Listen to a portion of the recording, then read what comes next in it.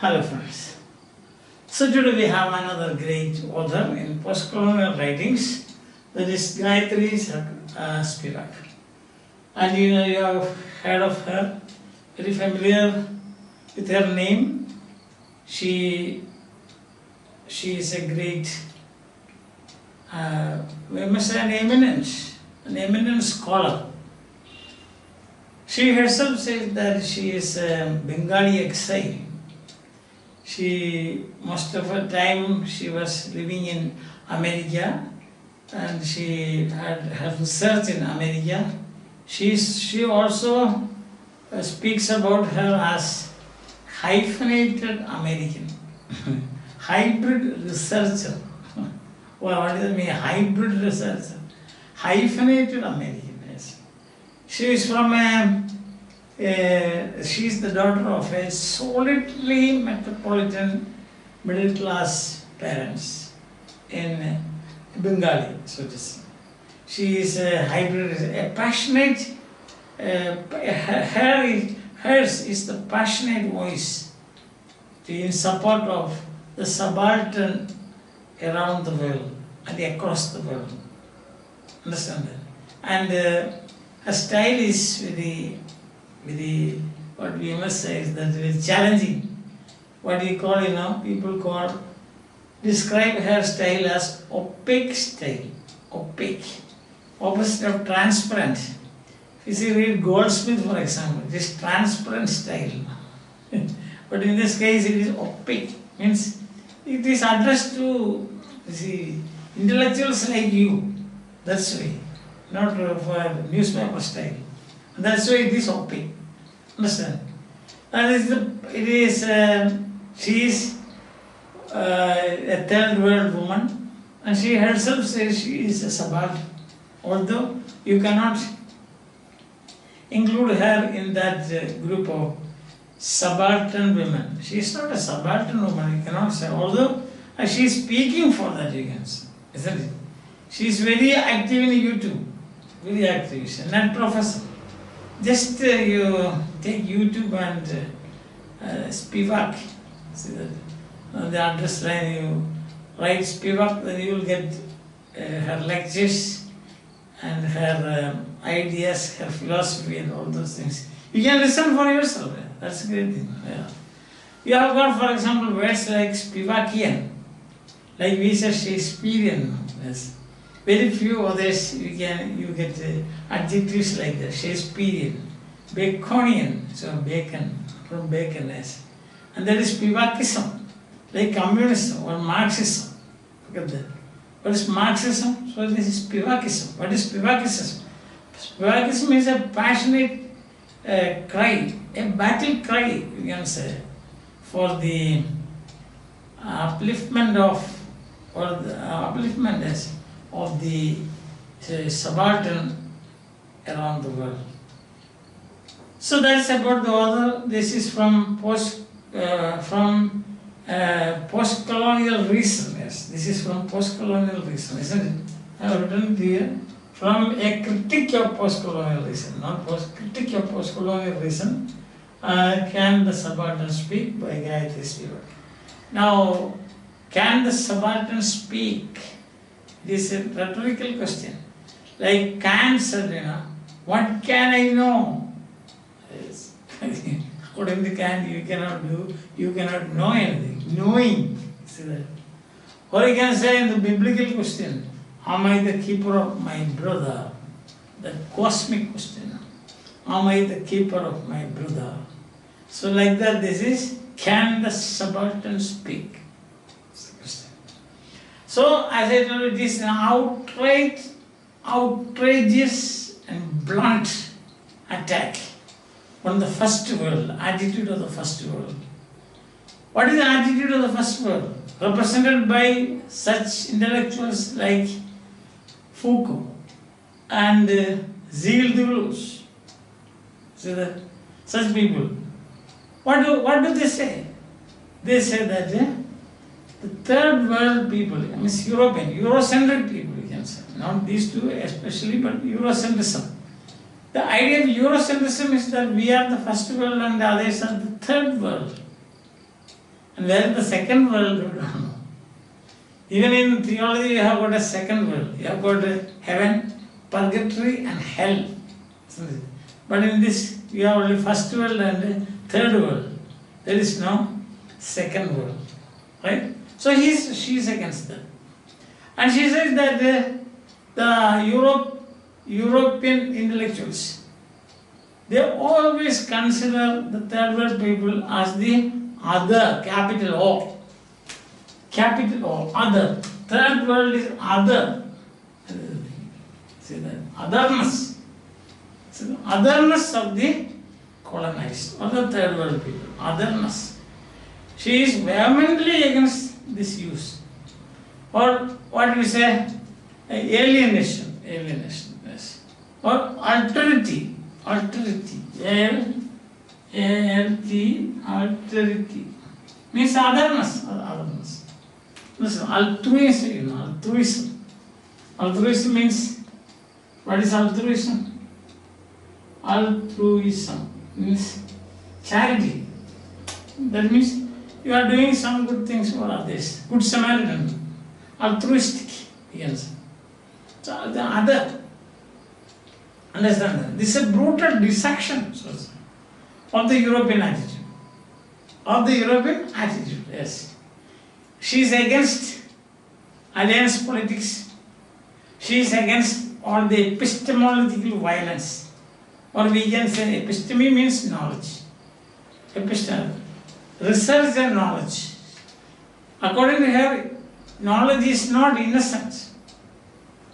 This thing called knowledge is not innocent.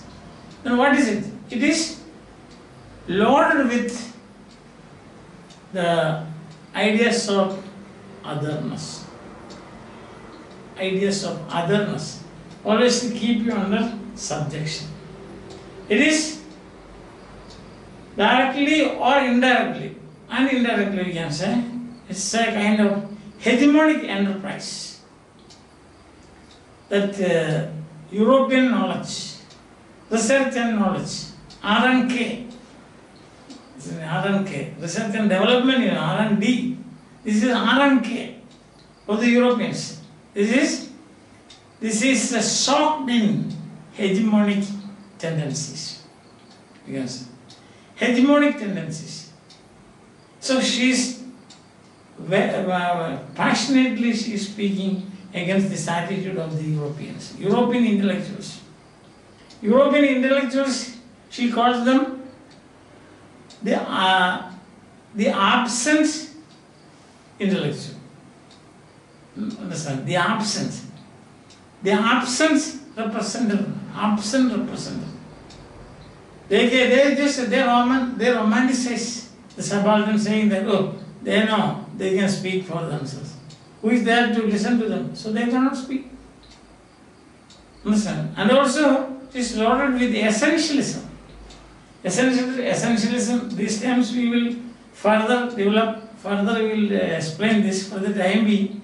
Essentialism means to think that, or to state that all the members of a class have got the same consciousness, or they behave in the same way. Suppose in this class you get essentialism means you are 30 students here sitting. If I look at you with this idea of essentialism, that means my understanding is that, my conviction is that all the 30 students sitting here have got the same pattern of behavior. That's impossible. If you are 30, you have got 30 different consciousness. So that is essentialism. Simply to explain, to give an example in the class. Another is the romanticizing the subaltern. That's also this the European intellectuals should do. So what is romanticizing? That means to say that they can manage themselves. Suppose a teacher who doesn't want to teach in the class, he can romanticize you, saying that, oh, what is there? These things are very simple, we can learn for you. So you are all very intellectuals, very intelligent people. So there is no need of my coming here and yelling out these things or shouting these things to you. That is romanticizing, taking things for granted like that, so that I can escape. See that if I don't want to teach you, I can escape like that. That is romanticizing. They say, oh, they can do it. This is none other than Foucault and Deleuze. They are the people who are romanticizing. So then they remain absent representative. They say, oh, what is the use of, like the absent teacher. The teacher says, he or she comes to the class and then say some pleasantries exchange, take attendance if taking, and then she or he will say, oh, after all, what is the use of myself coming and teaching you? So that is romanticizing. You are very intellectual, son. You are great. Your brains, you are greater than me. And then they go. Then that's called an absent teacher. Like the absent representative, absent teacher. Now these things we will see later, but I think you understand these points, right? So now you know who Spivak is, a great scholar, post-colonial thinker, post-colonial writer, post-colonial situation she is dissecting. She is very brutal in that. She is very passionate in that. Extremely sincere. She is every inch of her writing. You can see that every bit of her writing. You can see that she is enthusiastic about, or you can say she is terribly suffering, you can say, from the conditions of the subalterns or the suffering people in this world. So passionate as well as sincere. Listen, sincere and passionate. So she, at the height of her excellence, she burst out, saying that this kind of thing should stop and the subalterns should rise up to assert their rights, to assert their personality and their subjectivity. Understand? So these are some words of introduction you can see. And then you can see what is the second point today we are going to discuss is what is subaltern. Anybody, sub means under. Sub office, an office under a main office. Sub post office. Then alternus, saying this word, alternus, altruism, alternus means other. Subaltern means people who are, other people who are not included in the mainstream. That's the meaning. Other people, the others, you can say. The proletariat, the have-nots, the economically weak, powerless, victims of hegemony. You can say like that. Hegemony is a very frequently used word in post-colonial discourse, isn't it? Hegemony, you know, that it comes from Italian Marxist writer Antonio Gramsci. Poor man, he had to spend all his time, all his life in the prison. So that his prison notebooks, we get ideas about his thinking and so on. And so here, subaltern, first meaning is this, somebody who is under, that is, there's military meaning, a junior or a subordinate position, you can say. So that is first meaning, junior, a junior or in the army, or as one who occupies a subordinate position. Subordinate position. That is other. There also is other. A second meaning you can say, you have got many meanings like that. Second meaning you can say, all the suffering people in the world, irrespective of caste, creed, gender, you can say suffering. All the suffering people. It can be in a patriarchal community, or it can be the poor people, it can be women, gendered people, it can be who don't have citizenship, it can be pilgrims, not pilgrims, but you can see this people who are forced to migrate, you know, that migrants, they can be they are like that, or you can refugees, they are subaltern, in that sense, all the suffering people.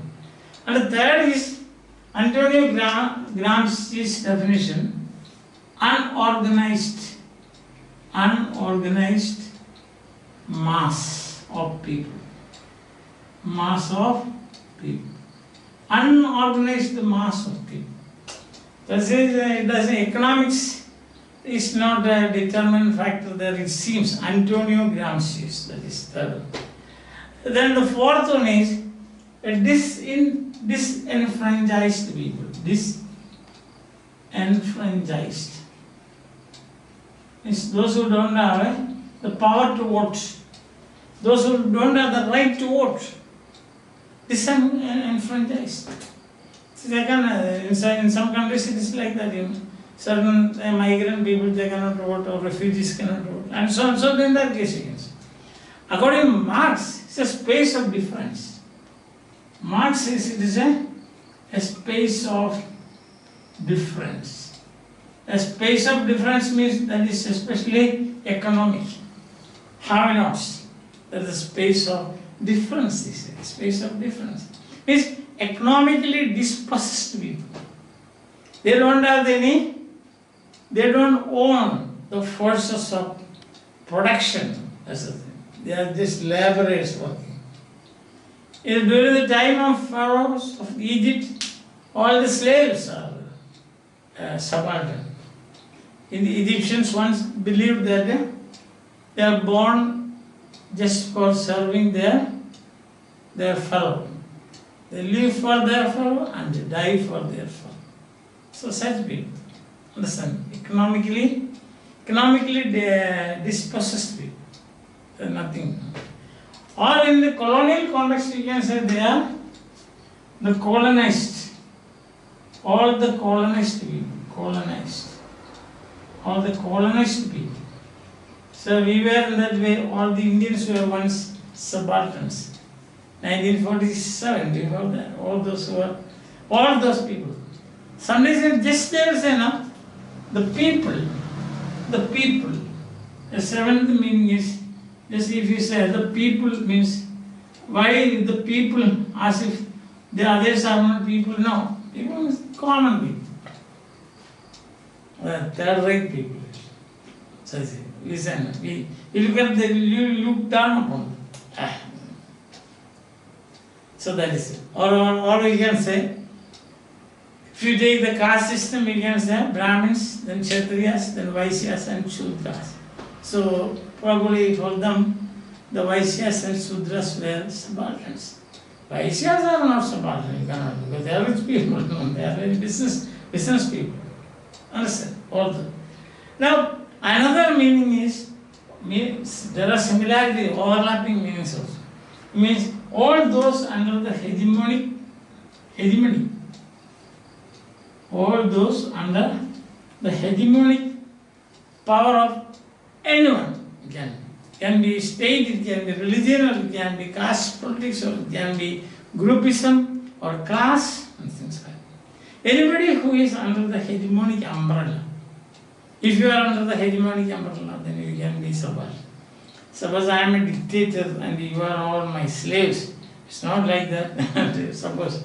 Then in that case, you are subaltern and I am master. Not this is only an example. Don't get bothered about all these things. Yes. Then another meaning is there. Ninth meaning is the proletariat. The proletariat. I told you, this is in a way it overlaps. The have-nots we say, the economically dispossessed we say. All those people who are not the people simply, not the elites and so on. Understand the service. And then there is another variant, Ranajit Guha and his group who were interested with the studying the condition of the subaltern. So they said, according to them, it is a kind of mathematical formula. This means the demographic difference between, or you can say, between the elites, or they describe it like this: you take the entire population of India minus the elite, that would be subaltern. You take the entire population of India, then you minus the you minus the elite, means the high class people, the rich people. Understand? People like, I don't want to name, but that will be pushing me into some controversy, therefore I don't want to do that, but you can imagine. So in that case, minus the elites. That elite excluded, all the others are subaltern. That is the Subaltern Studies group headed by Ranajit Guha. More of this we will see later. And the criticism of Ranajit Guha's, that was in 1982. See? And so that you can see what are the critics. Understand? So these are different meanings of you call what is that? Subaltern.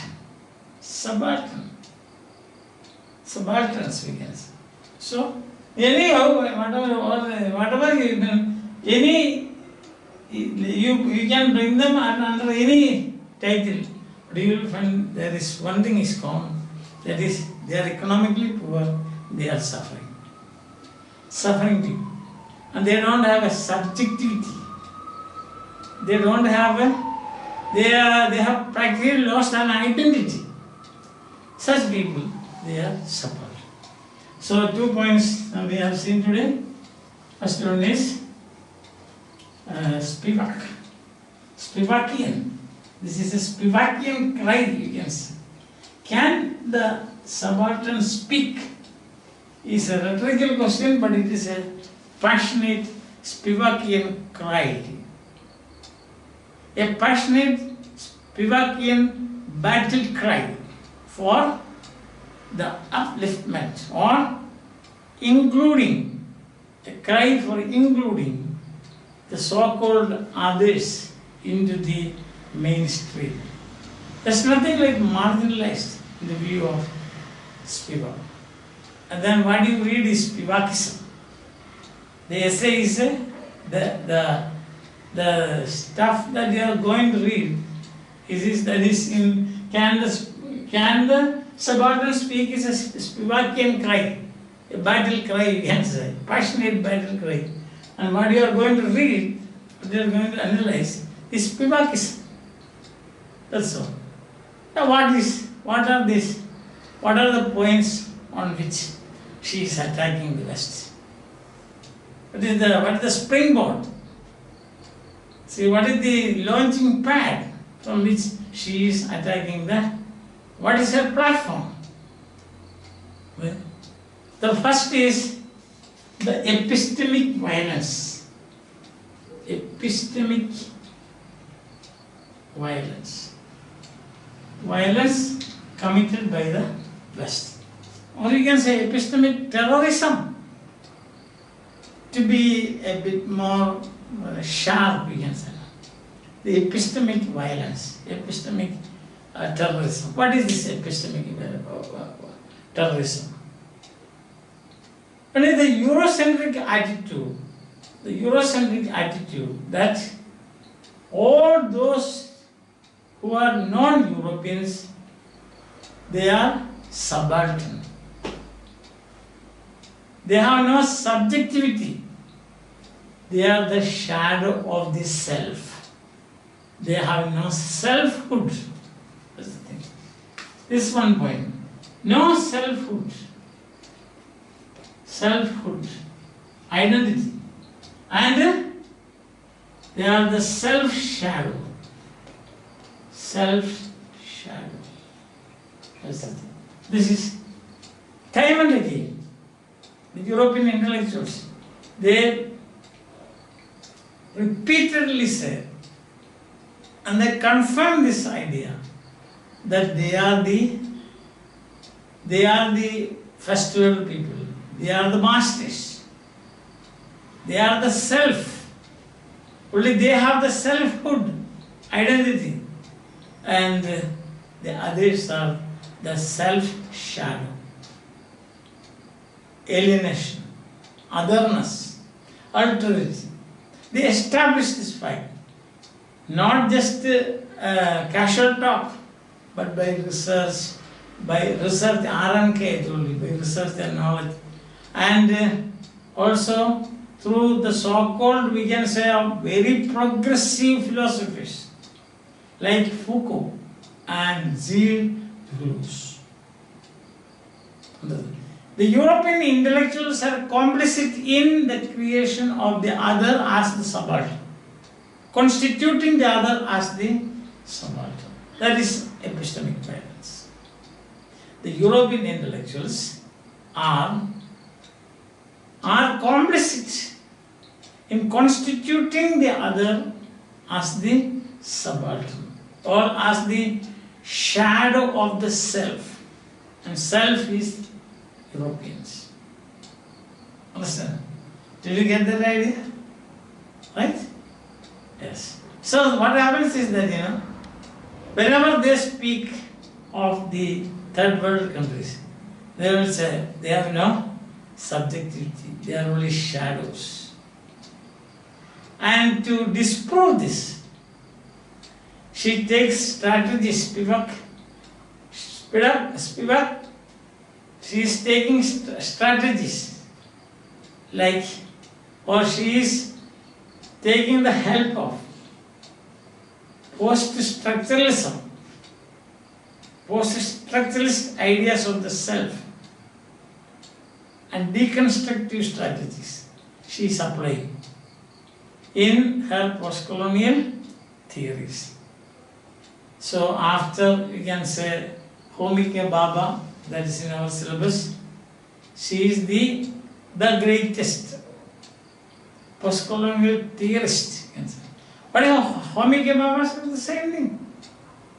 You remember of mimicry and man, all the civilizing mission of the Western people, introduction of English here, English education on the line of, on an evangelical line, to improve, to develop, to civilize, etc. What was hidden, the hidden agenda, the mimicry of that? What was it? They wanted some people here to do their work. It's a kind of BPO. In modern terminology, we can say it's a kind of BPO. You got the point? So such attitudes, she is analyzing, and then she is deconstructing, you can say. Deconstructing such ideas of the West to establish that, or to a fervent appeal, to make a fervent appeal that subalterns of the world unite for establishing their selfhood. Understand? So today we have done 3 points. One is who Spivak is. You can see here in the net. And second is, what is the meaning of subaltern? Just why it is a signifier. It is a signifier that includes a vast variety of signifiers. Common to all those signifiers, you have got suffering one way or the other. Economic or refugees, no place, no voting right, and so on. So on. Isn't it? And the third point I told you is epistemic violence. I have just introduced the idea, the point epistemic violence. And what is epistemic violence? That is violence committed on the third world countries through research and knowledge. That is epistemic violence. And in what way it worked in India. In the Indian context, how they managed to introduce or attack, you can say. So that this terrorism, how they practiced the terrorism, the Indian context, right from the days when the East India Company established their power here in India. That we will see the next class. I think that you are following me, and also you are enjoying my classes and useful to you. If useful, share it with your fellow students. So till we meet again, bye.